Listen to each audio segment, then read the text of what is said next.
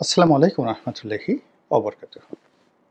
সম্মানিত দর্শক, ২০২৫ সনের জুলাই মাসে আমাদের রাজপথে অদ্ভুত সব স্লোগান এবং অদ্ভুত সব মেরুকরণ দেখা যাচ্ছে এবং আমরা যে একটা সর্বনাশের দিকে এগুচ্ছি এবং সেই সর্বনাশটি যে অতীতের যে কোনো সর্বনাশের চাইতে আমাদের রাজনীতিতে, জাতীয় জীবনে, আমাদের অর্থনীতিতে,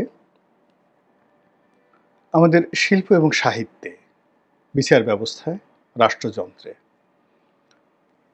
যে সর্বনাশ ঘটাবে তার আলামত কিন্তু আমরা দেখতে পাচ্ছি। আপনারা যদি জুলাই মাসের আবহাওয়া দেখেন, আমি আমার জিন্দিগিতে কোনো জুলাই মাসে এরকম আবহাওয়া দেখিনি।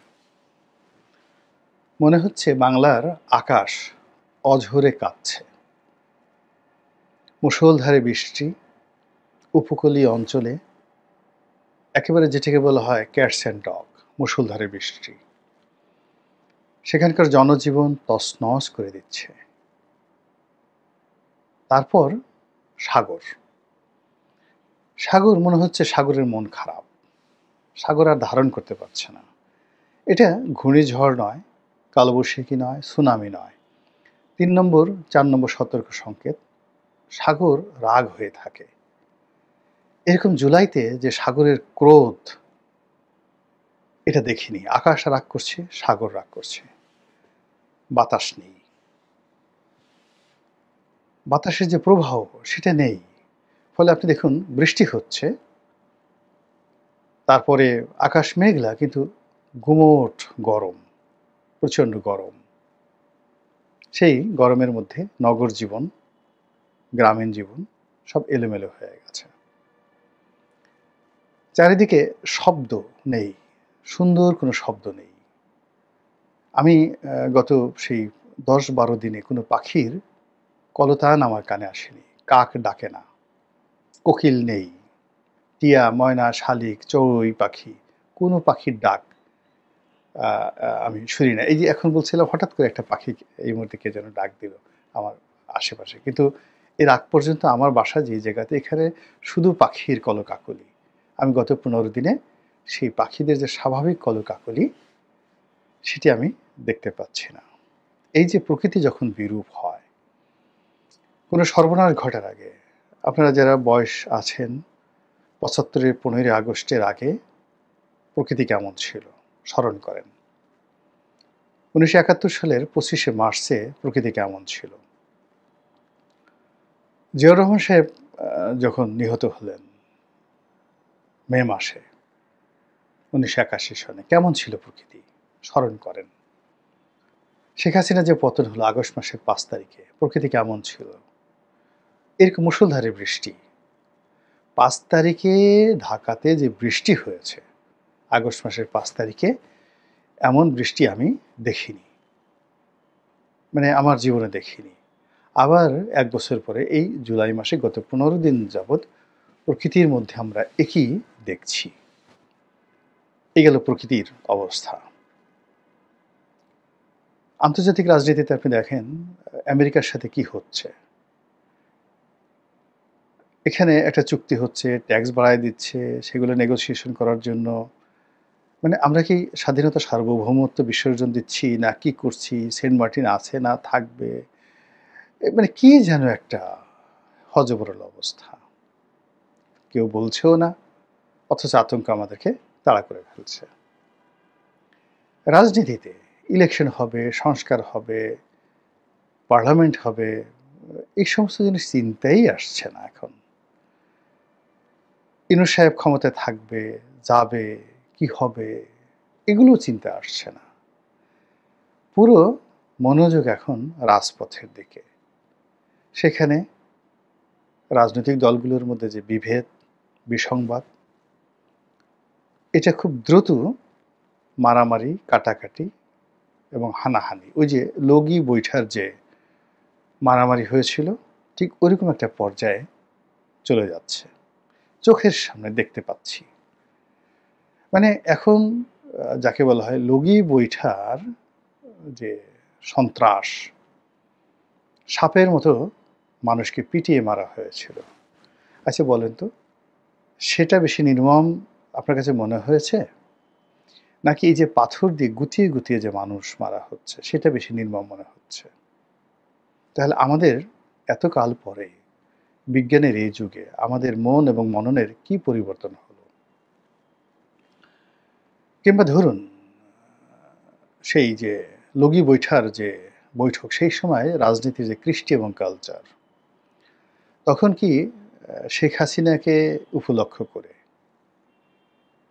আওয়ামী লীগে বিএনপির যারা লোকজন, তারা কখনো ওই যে তারেক রহমানকে নিয়ে যে কথাগুলো বলা হচ্ছে, স্ত্রীলিঙ্গ এবং পুংলিঙ্গ, মানে যাই বলেন না আপনি কেন, শেখ হাসিনাকে উদ্দেশ্য করে কি এই ধরনের কথা কেউ বলেছিল? খালেদা জিয়াকে উদ্দেশ্য করে এই ধরনের খুব বাজে কথা বলা হচ্ছিল? জিয়াউর রহমানকে, তারপরে বঙ্গবন্ধুকে, গোলাম আজমকে উপলক্ষ করে এই সমস্ত বাজে কথা বলা হয়েছিল? গোলাম আজমের এটা করব, তারপরে বঙ্গবন্ধুর এটা করব, জিয়াউর রহমানের এটা করব, এই সমস্ত কথা তখন বলা হয়েছিল? হয়নি। কিন্তু তারপরেও লগি বৈঠার নির্মমতা হয়েছিল। তাহলে এখন চিন্তা করেন যে 2025 সনে যখন সরাসরি বেগম জিয়াকে নিয়ে অশ্লীল অশ্রাব্য কথা হচ্ছে, তারেক রহমান সাহেবকে নিয়ে হচ্ছে, জামাতের আমিরকে নিয়ে হচ্ছে, চরমনায়ের পীর সাহেবকে নিয়ে হচ্ছে, অশ্লীল অশ্রাব্য, এটা কি পরিমাণ ঘৃণা এবং ক্রোধ তৈরি করছে। এবং এই যে দেখেন পাথর দিয়ে যাকে মারা হলো, এখন এটার খালি আমরা মৃত্যুটা দেখছি, এই নির্মমতার পেছনে ইতিহাস তো আমরা দেখছি না।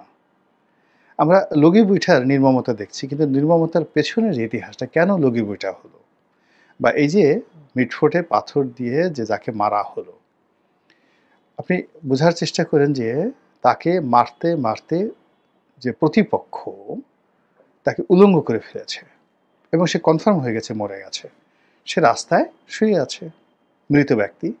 আবার ফিরে এসে তাকে পাথর দিয়ে গুতিয়ে গুতিয়ে সে আবার টেস্ট করলো যে সে বেঁচে আছে কিনা।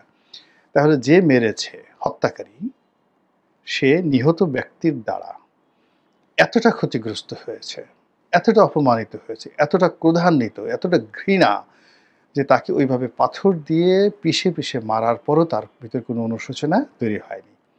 এবং এটা যে এই যে হত্যাকাণ্ডের যে পরিবেশ পরিস্থিতি, এটা তৈরি হয়েছে ধরুন গত 11 মাসে বা তারও আগের থেকে। ব্যবসা নিয়ে, বাণিজ্য নিয়ে, অনেক কিছু নিয়ে তাদের মধ্যে এই ক্রোধ তৈরি হয়েছে। এবং ওই ক্রোধ তৈরি করার আগে, মরার আগে বা মারার আগে তাদের মধ্যে খুব অশ্লীল অশ্রাব্য কথা বিনিময় হয়েছে, গালাগাল হয়েছে। জিজ্ঞেস করে দেখেন। তার ফলে এরকম একটা নির্মম হত্যাকাণ্ড সংঘটিত হলো। এখন আপনি রাজপথ, এই রাজপথে যে ভাষাগুলো রাজনৈতিক দলগুলো তাদের প্রতিপক্ষের জন্য ব্যবহার করছে, এই বাংলায় ইতিপূর্বে কখনো হয়নি। জাসদ এত খুন করেছে, জাসদের 30,000 লোককে নাকি জিয়াউর রহমান সাহেব খুন করে ফেলেছেন, বঙ্গবন্ধুও নাকি 30,000 লোককে খুন করে ফেলেছেন, এরকম কথাবার্তা আছে। 30,000 ডাইরেক্ট শুট করে ফেলেছে। কিন্তু জাসদের কোনো মানুষ তো বঙ্গবন্ধু বা জিয়াউর রহমানকে নিয়ে কখনো বাজে কথা বলেননি। কিন্তু এখন 30,000 লোক মরেনি প্রতিপক্ষের হাতে, জেলে ঢুকানো হয়নি, কোনো কিছু করা হয়নি, কিন্তু এই অশ্লীল শব্দগুলো আসছে কেন, যেটা খুব ক্রোধ তৈরি করে।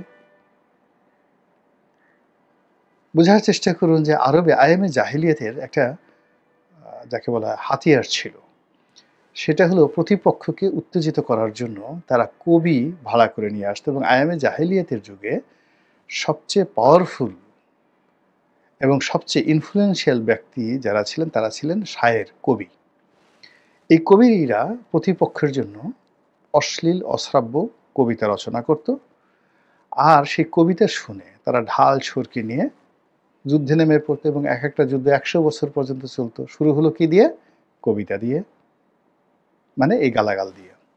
এই কিছুদিন আগে দেখেন, বছর 5 আগে আমরা শুনেছিলাম যে সীমান্তে মাইক লাগিয়ে উত্তর কোরিয়ার যারা আর্মি, তারা দক্ষিণ কোরিয়া এবং আমেরিকার সৈন্যদেরকে অশ্লীল অশ্রাব্য ভাষায় গালাগাল করতেছিল, এবং সেই গালাগাল শুনে দক্ষিণ কোরিয়ায় নিযুক্ত মার্কিন সৈন্যরা এবং দক্ষিণ কোরিয়ার সৈন্যরা তারা রাখতে পারেনি, তারা তাদের যত অস্ত্র আছে পাইকারি হারে ফায়ার করে দিয়েছে। তো এই যে গালাগালি, এটা যে কোনো যুদ্ধের চাইতে ভয়ঙ্কর। এবং আগেকার দিনে যখন মল্লযুদ্ধ হতো বা বড় যুদ্ধ হতো, এমনও যুদ্ধ হয়েছে যেখানে যুদ্ধক্ষেত্রে 10 লাখ সৈন্য, দুই পক্ষে, এই পাশে 5 লাখ, এই পাশে 5 লাখ যুদ্ধ করছে। এই যুদ্ধটাকে উত্তেজিত করার জন্য মিউজিক বাজানো হতো। এই যুদ্ধটিকে নৃশংস এবং নির্মম করার জন্য কবিতা পাঠ করা হতো, গালাগাল দেওয়া হতো, মানে কবিতার মাধ্যমে প্রতিপক্ষকে গালাগাল দেওয়া হতো, বাপমা তুলে গালাগালি করা হতো, তোর জন্ম কোত্থেকে, রাজাকে উপলক্ষ করে গালাগালা করা হতো, এবং সৈন্যদের শরীরে আগুন ধরে যেত। ঠিক সেম জিনিসটি এখন হচ্ছে। কবিতা রচনা করে, গান রচনা করে, অশ্লীল কথাবার্তা বলে প্রতিপক্ষকে অপমান করার যে ধারাবাহিকতা গত 11 মাস ধরে যে বা যারা করছে, তারা এই সমাজটিকে এমন একটা যুদ্ধক্ষেত্র বানিয়ে ফেলেছে, সেই যুদ্ধক্ষেত্রের পরিণতি অতীতের গ্রেনেড হামলা, 21 আগস্টের গ্রেনেড হামলা, অতীতের সেই লগি বৈঠা, কিংবা এই কয়েকদিন আগের যে পাথর দিয়ে যে গুটিয়ে গুটিয়ে সোহাগকে মারা হলো, তার চেয়ে নির্মম পরিণতির দিকে রাজপথ যাচ্ছে। এক পক্ষে হাজার হাজার, অন্য পক্ষে হাজার হাজার, এমনকি এক পক্ষে লাখ লাখ, অন্য পক্ষে লাখ লাখ।